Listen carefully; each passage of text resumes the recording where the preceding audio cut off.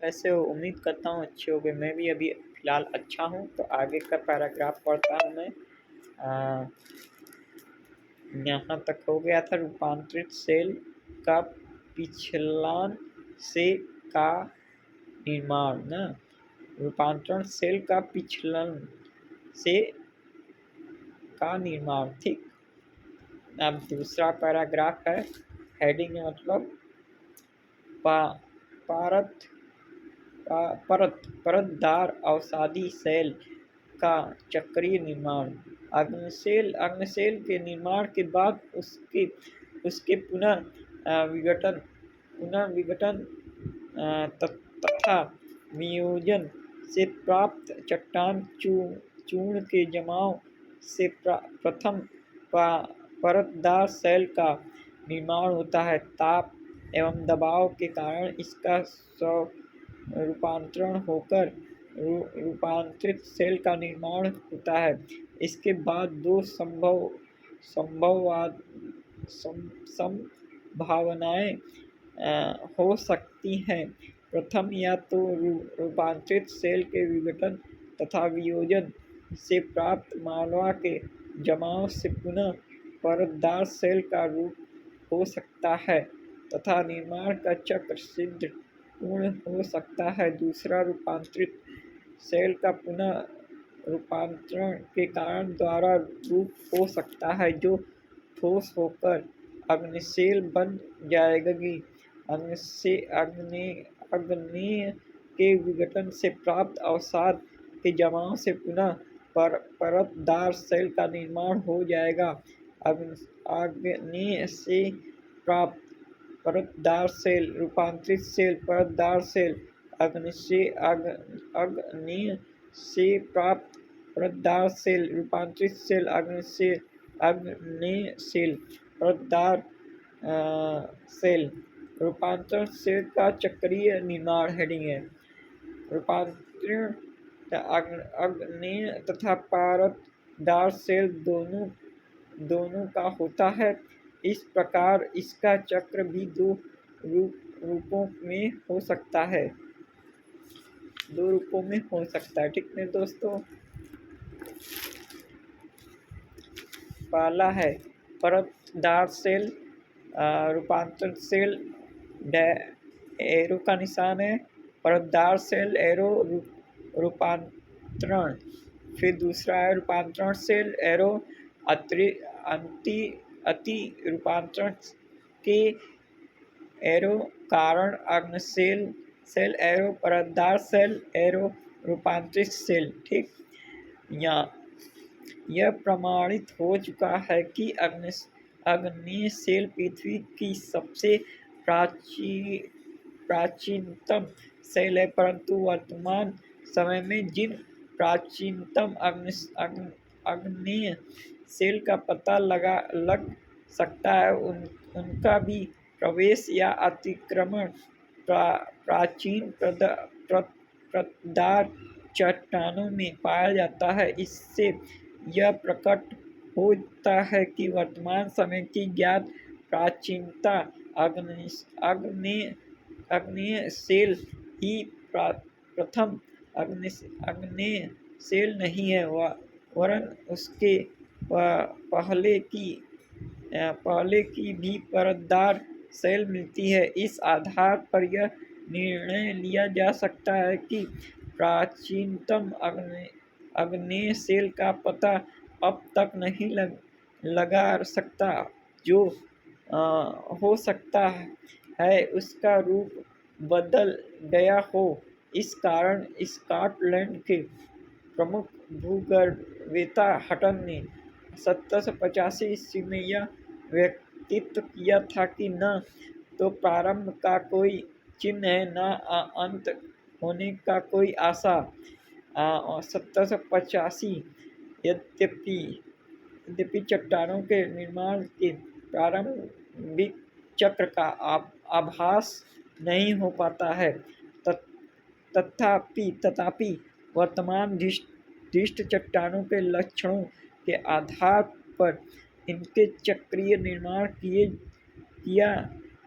की विचारधारा सत्य जाना पड़ती है।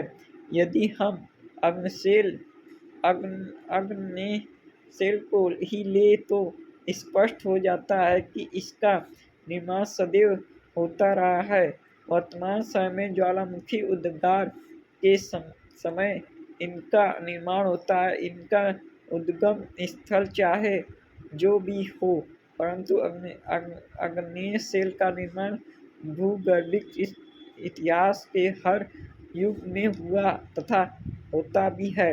उपयुक्त विवरण से स्पष्ट हो जाता है कि चट्टानें चाहे आग्नेय हो या परतदार, एक तरफ पृथ्वी के इतिहास ही की हस्तलिपि तैयार करती है, दूसरी तरफ समकालीन दृश्य वाली के लिए आधार प्रस्तुत करती है।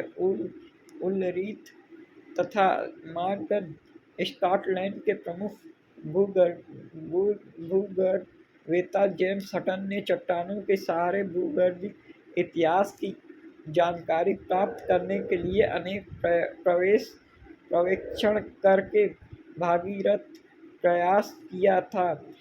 सन 1785 ईस्वी में अपने प्रमुख सिद्धांत वर्तमान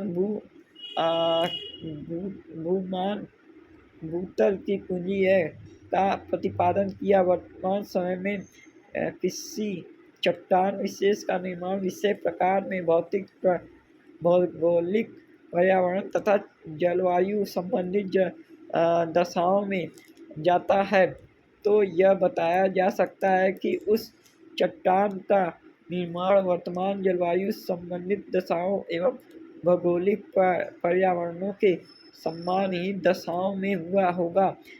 इस प्रकार विभिन्न समय का पता लगाया जा सकता है। उदाहरण के लिए वर्तमान समय में चूना पत्थर का निर्माण सागरी जल में चूनेदार जीवों के अवशेषों के संगठन से होता है। इसमें खासकर मूंगा पाया जाता है, जो कि सागर जीव होता है। इस प्रकार यदि स्थल भाग पर कहीं का चूने का पत्थर मिलता है तो यह प्रमाणित होता है कि उक्त स्थल कभी सागरी जल में निमज्जित तथा भारत के विनिधायक विद्याक्रम की चट्टानों में पर्याप्त मात्रा में लाइमस्टोन पाया जाता है, जिसका जमाव सागर में हुआ माना जाता है। इस प्रकार बताया जा सकता है कि उस स्थान पर जहाँ आजकल स्थल पाया जाता है, कभी सागर का विस्तार था। यदि चूने के पत्थर के बाद लंबवत रूप में शेल वालू का पत्थर तथा कांग्लोमेरेट पाए जाते हैं, तो जहाँ पर कांग्लोमेरेट है वहाँ पर पहले सागर तथा स्थल का संगम रहा होगा, क्योंकि कांग्लोमेरेट बड़े बड़े गोल काकड़ का जमाव सागर तथा स्थल के मलिन स्थान पर होता है। इसी प्रकार जहाँ पर लावा का विस्तार पाया जाता है, तो यहाँ प्रकट होता है कि किसी न किसी समय उस उच्च स्थान पर ज्वालामुखी का उद्गार हुआ होगा। प्रायद्वीपीय भारत की काली मिट्टी का क्षेत्र यह प्रकट करता है कि यहाँ पर क्रिटेशियस युग में ज्वालामुखी उद्गार के कारण बृहद लावा प्रवाह हुआ था, जिस कारण लावा की एक मोटी परत 3 लाख वर्ग मौलिक क्षेत्र में बिछा दी गई। नमक की चट्टान का निर्माण सागरी खारे जल के वाष्पीकरण के कारण होता है। यदि कहीं का नमक की चट्टानें पाई जाती हैं या नमकीन जल की झीलें पाई जाती हैं, तो यह स्पष्ट हो जाता है कि उक्त स्थान पर पहले सागर का स्थान तथा बाद में सागर का या तो वाष्पीकरण या पीछे हटने के कारण विलुप्त हो गया। भारत के थारा रेगिस्तान में नमक की चट्टानें तथा खारे जल की झीलें पाई जाती हैं। इससे यह साफ स्पष्ट होता है कि प्रारंभ में राजस्थान सागर की गोद में था तथा कुमायूं के पास लाइमस्टोन का पाया जाना प्रमाणित करता है कि सागर का विस्तार वर्तमान गढ़वाल तथा कुमायूं तक था तथा शिवालिक नदी सिंधु की खाड़ी जो कि गढ़वाल के पास थी में गिरती थी। बाद में सागर के पीछे हटने के कारण राजस्थान का आविर्भावित हुआ। यही कारण है कि वहाँ पर नमक की चट्टान तथा खारे जल की झीलें, सभार, पंचभाग आदि पाई जाती हैं। कोयले का निर्माण वनस्पति के नीचे दबाव जाने से होता है। अगर कहीं पर कोयले की तरह पाई जाती है तो यहाँ स्पष्ट हो जाता है कि उक्त स्थान पर प्रारंभ में विस्तृत जंगल तथा दलदली भाग रहा होगा, तो कि